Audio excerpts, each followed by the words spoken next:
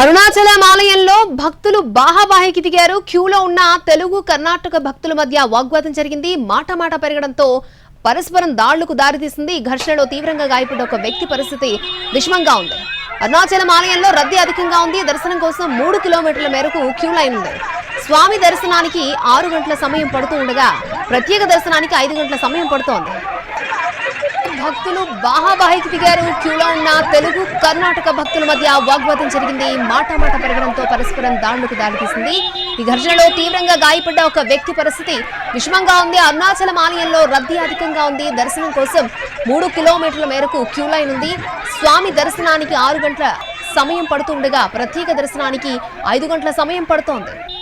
Right, Arunachalam ఆలయంలో భక్తులు బాహాబాహికి దిగారు. ఆ విజువల్స్ కూడా మనం చూస్తూ ఉన్నాం. క్యూలో ఉన్న తెలుగు కర్ణాటక భక్తుల మధ్య వాగ్వాదం చోటు చేసుకుంది. రైట్, పూర్తి డీటెయిల్స్ మా ప్రతినిధి కార్తిక్ మనకు అందిస్తారు. కార్తిక్, తమిళనాడులో ఉన్నటువంటి ప్రముఖ పుణ్యక్షేత్రం అరుణాచలం ఆలయంలో ఉదయం నుంచి కూడా భారీ స్థాయిలో భక్తుల రద్దీ ఏర్పడిందని చెప్పాలి. దాదాపు 6 గంటల పాటు కూడా స్వామివారి ఆ దర్శనం కోసం సమయం పడుతుంది. అయితే ఈ సమయంలోనే క్యూ లైన్లు అనేది కూడా విపరీతంగా పెరిగిపోయినటువంటి పరిస్థితి. దాదాపు కిలోమీటర్ మేరకు పైగా కూడా బయట ఉన్నటువంటి పరిస్థితి. ఈ నేపథ్యంలోనే కర్ణాటకకు సంబంధించినటువంటి భక్తులు, ఆంధ్రప్రదేశ్ కి సంబంధించిన వ్యక్తులు కూడా అదే క్యూ లైన్ లో ఉన్నారు. అయితే ఆ సమయంలో కర్ణాటక భక్తులు మధ్యలో ఏదైతే క్యూ లైన్ లో వెళ్తున్నటువంటి సమయంలోనే మధ్యలోకి వచ్చినటువంటి క్రమంలో ఏదైతే ఆంధ్రప్రదేశ్ చెందినటువంటి వాళ్ళందరూ కూడా అడ్డుకోవడం కూడా జరిగింది. ఎందుకు క్యూ మధ్యలోకి దూరుతారు, అందరూ లైన్ లో వస్తున్నాం కదా, వెనక్కి రావాలంటూ కూడా చెప్పడం కూడా జరిగింది.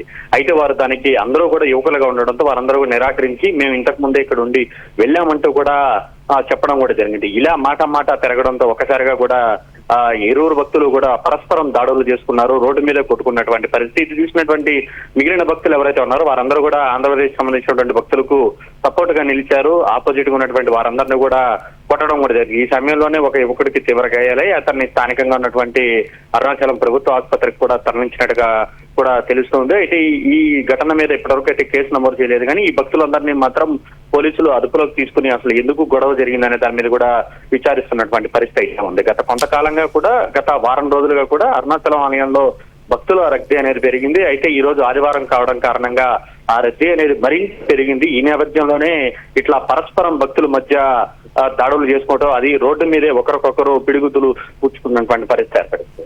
ఓకే కార్తిక్.